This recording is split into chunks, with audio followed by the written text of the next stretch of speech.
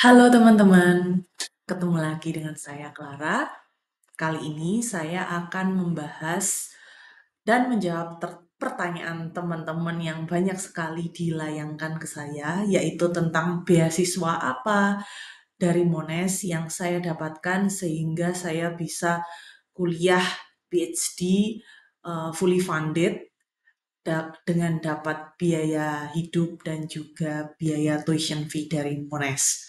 Nah, mungkin ini nggak akan terbatas pada beasiswa S3 saja ya teman-teman, tapi beasiswa S2 dan S1 pun sebenarnya juga ada, asalkan kita rajin mencari. Nah, saya akan kasih pengantar untuk gimana cara teman-teman mencari informasinya dan juga sedikit penjelasan tentang beasiswa yang saya peroleh saat ini. Yuk kita mulai.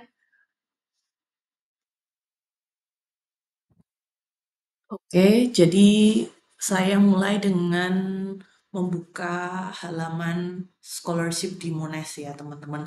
Gimana cara mengaksesnya? Jadi klik, ketik aja Monash spasi scholarship. Udah gitu aja di Google.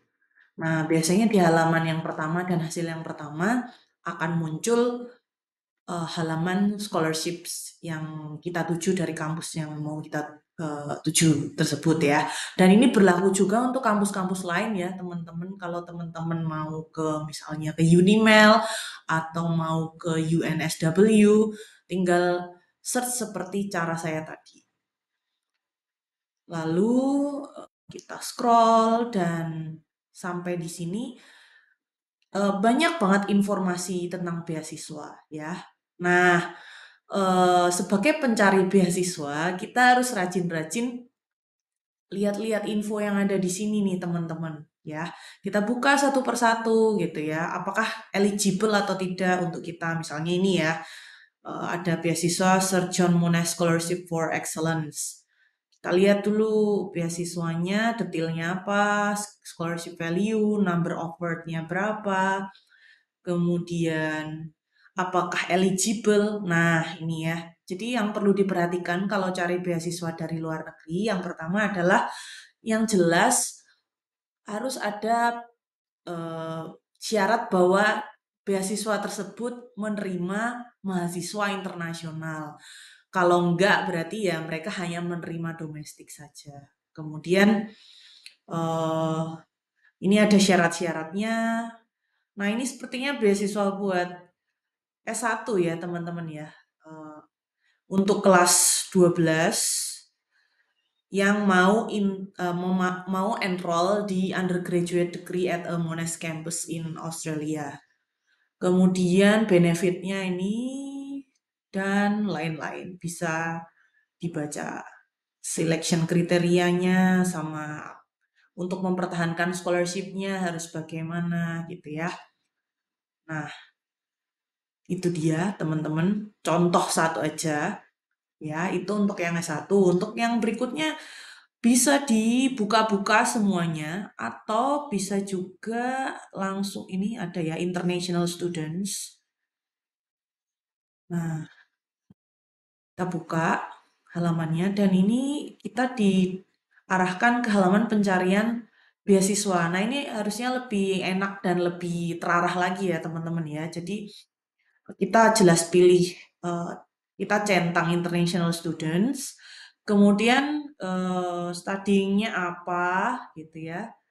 Dan mau belajar apa? Kita mau pursue eh, degree apa ya? Misalnya S1 ya centang bachelor, misalnya ada honors-nya atau ada skripsinya ya, itu nanti dicentang. Kemudian kalau diploma dicentang juga, begitu juga dengan master, PhD sama college. Tuh, misalnya aku mau lihat beasiswa master sama PhD nih teman-teman ya.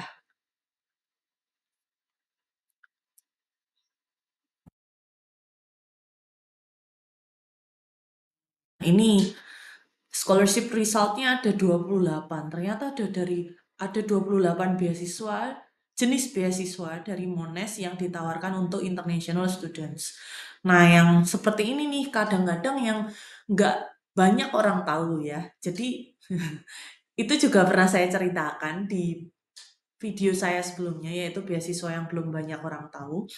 Namun bedanya di video ini saya akan fokus ke beasiswa yang saya peroleh, gitu ya. Karena banyak banget nih yang tanya, Kak, dapat apa aja dari beasiswa sekarang, kayak gitu ya. Nah, ini bisa dilihat teman-teman ada eh,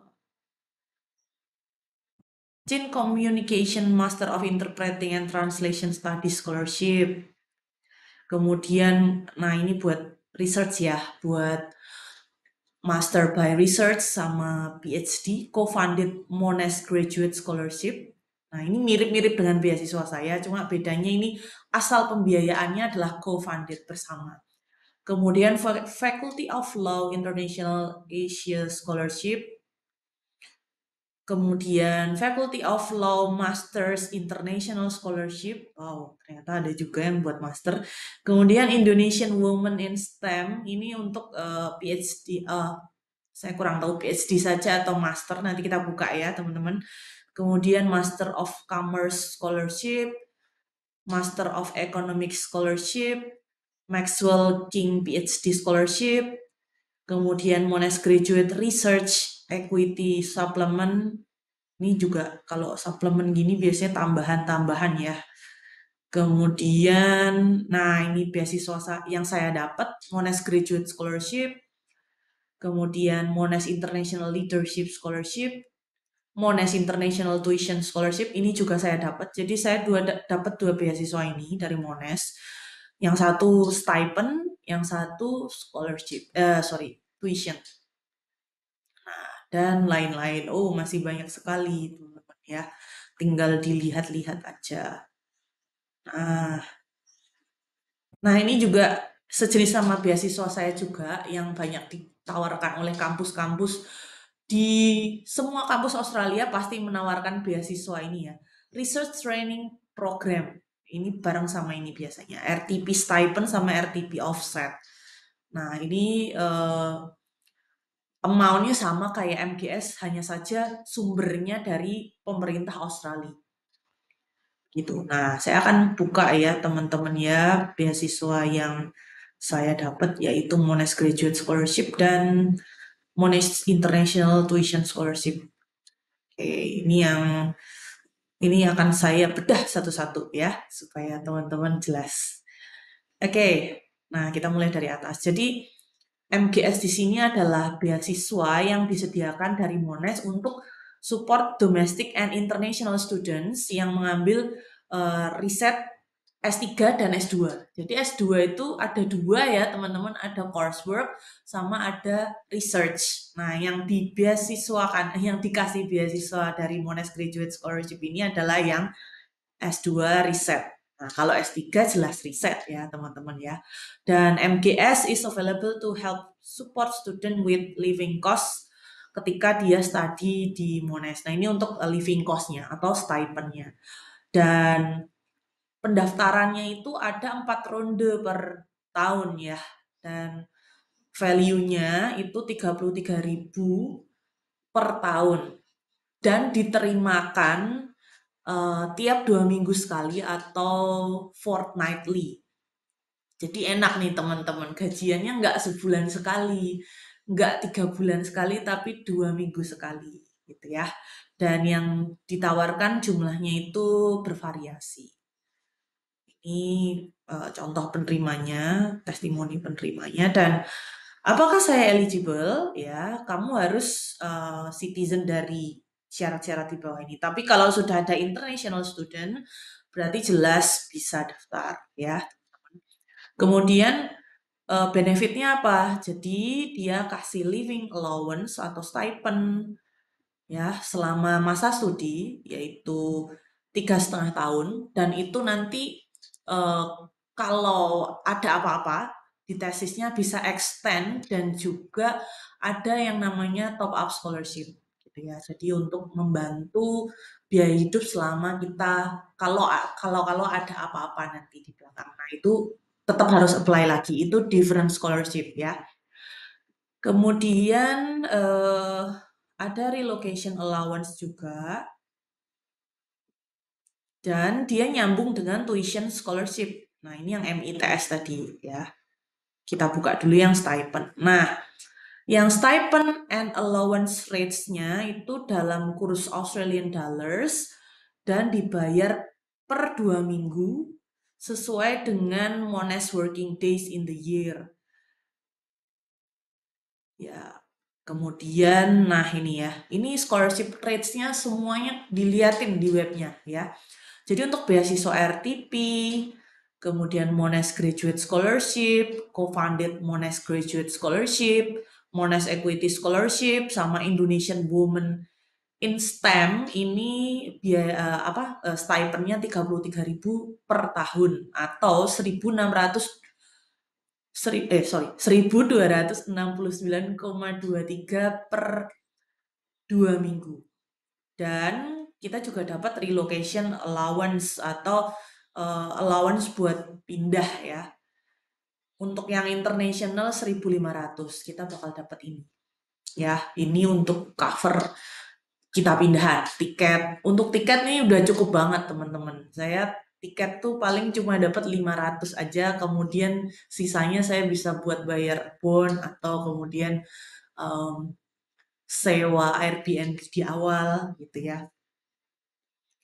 Kemudian berikutnya, nah ini juga ada scholarship rates untuk beasiswa yang lain. Nah, dan ini lebih tinggi ya ternyata teman-teman ya. Nah, kalau teman-teman bisa dapat yang lebih tinggi ini lebih keren nih ya.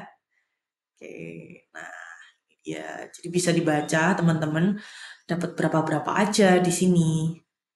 Tuh. Nah, kalau dilihat-lihat dia scholarship rates yang ditampilkan ini nih dari tahun 2022.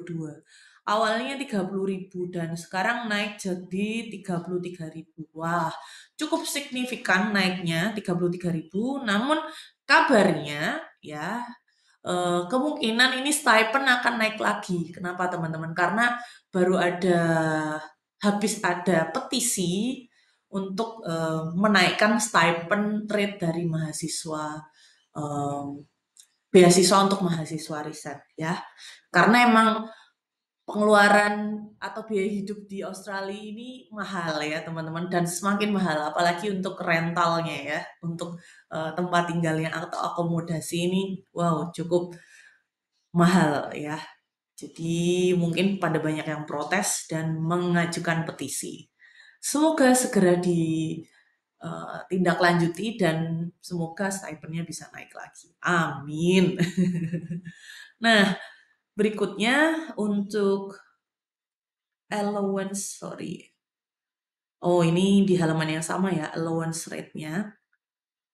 Kemudian teman-teman, jadi beasiswa Monash Graduate Scholarship tadi kan untuk membiayai biaya hidup. Nah, untuk biaya kuliahnya di cover yang namanya Monash International Tuition Scholarship. Nah, ini sama untuk mendukung studi dari mahasiswa riset, baik doktoral maupun master. Nah, dan aplikasinya ini beda, nggak 4 round ya, tapi 2 round ya, ditutup 31 Maret dan 31 Agustus tiap tahun. Dan value-nya beda-beda, tergantung pada biaya tiap faculty atau program gitu ya, dan numbers offered-nya varies juga. Nah, varies di sini, bervariasi di sini maksudnya, kalau menurut saya ya teman-teman, saya correct me if I'm wrong, jadi tiap fakultas itu bisa beda-beda karena anggarannya pun juga beda-beda ya, dan tiap tahun pun juga bisa beda-beda. Contohnya yang saya tahu dari fakultas saya dari IT itu agak dikurangin ya karena anggarannya menurun kayak gitu. Nah, tapi belum tahu juga kalau di fakultas lain bagaimana ya. Kemudian am I eligible? Ya ini ya syaratnya international students, kemudian benefitnya covers course tuition fee sama single OSHC policy. Nah, apakah OSHC ini? Itu adalah asuransi kesehatan yang harus dibayar mahasiswa yang mau studi di Australia ya, teman-teman. Kalau single itu 3.600 atau 36 juta ya, teman-teman. Dan itu cover selama studi S3. Kalau S2 seharusnya lebih murah lagi ya, karena cuma 2 tahun. Ini harus bayar ini, teman-teman. Nggak cuma course tuition fees, tapi single OSHC. Kemudian, harus memenuhi kriteria sebagai berikut nih. Monash Competitive Scholarship Selection Process Requirements sama Monash English Language Proficiency Requirement. Nah, singkatnya ya, ini ada requirement terkait beasiswanya sendiri. Biasanya tentang akademik, nanti kita akan buka ya. Dan juga tentang bahasa. Teman-teman akan studi di kampus yang bahasa pengantarnya bahasa Inggris. Jadi otomatis harus pas limit kriteria ya. Jadi pas certain kriteria, skor tertentu supaya bisa kuliah di sini. Apalagi di sini teman-teman mau memperebutkan beasiswa. Jadi cukup kompetitif ya. Oke, dan nah, untuk eligibility-nya sendiri, untuk syarat-syaratnya tadi, kompetitif scholarship tadi, ini bisa dibaca. Wah, ini banyak banget teman-teman ya. Ternyata banyak banget. Dan kita coba cari.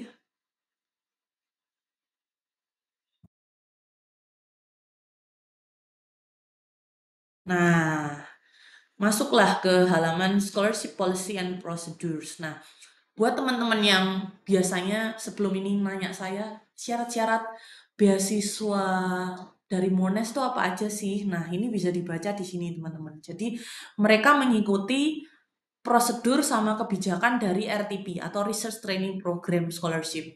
Ya, kita buka aja.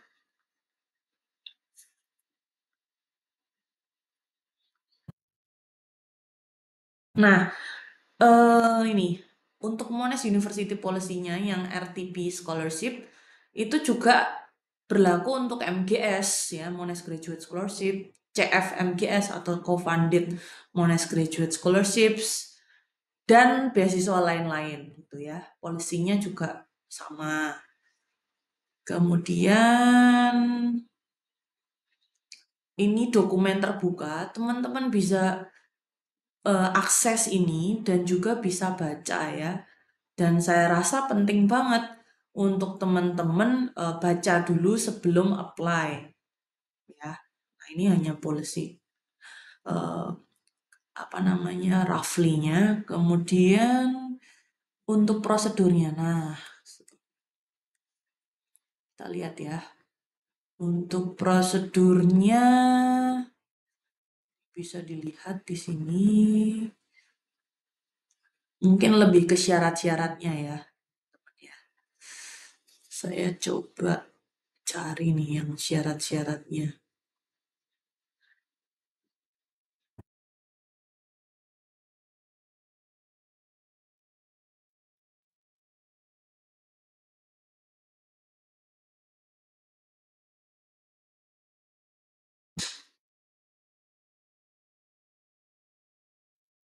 Nah, ini untuk scholarship round-nya. Untuk internationalnya itu ada 2 round. Ini perlu diperhatikan teman-teman. Opennya September sama April, tutupnya Maret sampai Agustus ya. Lama ya, jadi ini April sampai Agustus berapa dong? Mei, Juni, Juli, Agustus. 4 bulan loh ya. Ini ini yang kemarin saya daftar teman-teman ya. Jadi saya daftarnya mepet-mepet Agustus dan pengumumannya di Oktober. Kemudian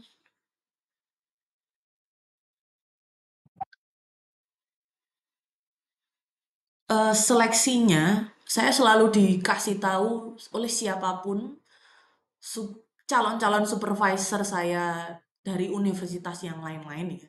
dan juga universitas dan juga Monash juga, bahwa beasiswa RTP ini atau beasiswa yang level kampus gitu seperti ini tuh sangat kompetitif ya. Mereka hanya menyeleksi dari berkas teman-teman. Jadi tidak ada interview sama sekali. Nah, tapi justru karena hanya dari berkas, nah berkas teman-teman, portofolio teman-teman, CV, kemudian pengalaman menulis, publikasi, itu menjadi sangat penting teman-teman ya. Jadi mereka memberikan skor pada teman-teman tergantung pada eh, kalau nggak salah ada 3, nanti saya coba cari dokumennya lagi dan mungkin akan bikin di video terpisah. Berdasar kemampuan akademik, pengalaman riset, sama ini, publikasi. Sepertinya dari 3 ini. Oh ini dia. Applicants academic record, research output, dan prior research experience. Jadi mereka punya skornya untuk tiap-tiap aspek ini. Jadi academic record itu transkrip, nilai, IPK teman-teman di studi sebelumnya. Kemudian research output ini teman-teman pernah bikin publikasi apa gitu ya, entah paper, baik jurnal atau conference, atau mungkin penulisan di media massa, atau jurnalisme, ya saya tidak begitu paham tentang itu. Yang jelas kalau di bidang saya itu mostly paper jurnal sama conference ya.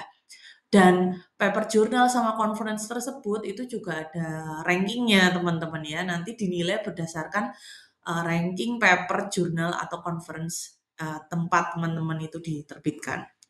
Dan juga prior research experience. Jadi pengalaman riset sebelumnya. Sudah ada pengalaman riset belum teman-teman? Nah itu juga dinilai.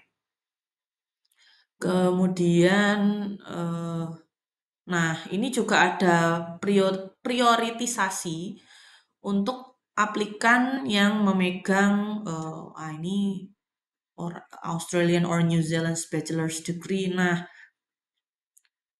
ini yang mungkin agak berat ya. Jadi udah ada prioritisasi duluan kepada eh,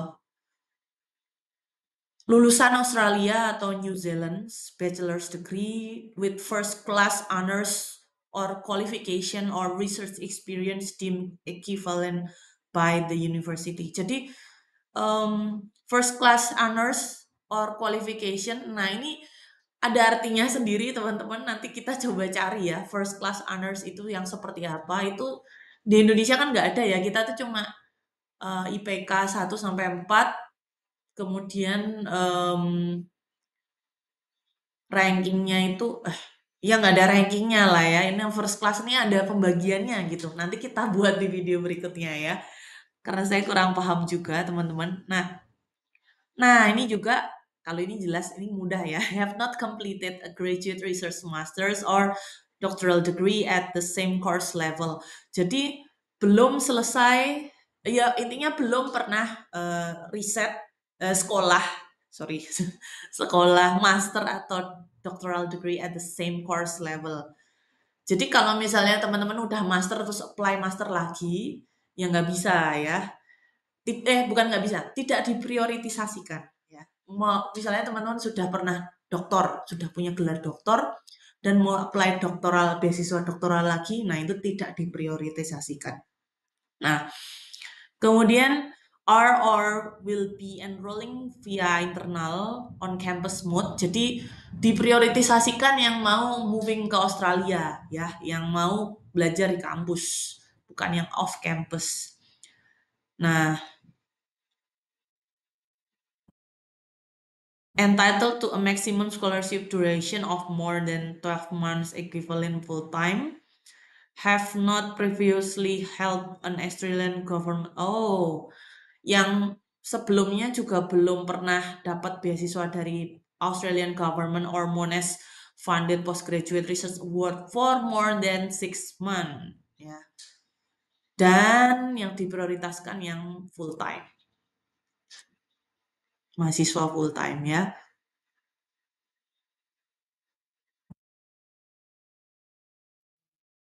Itu dia teman-teman yang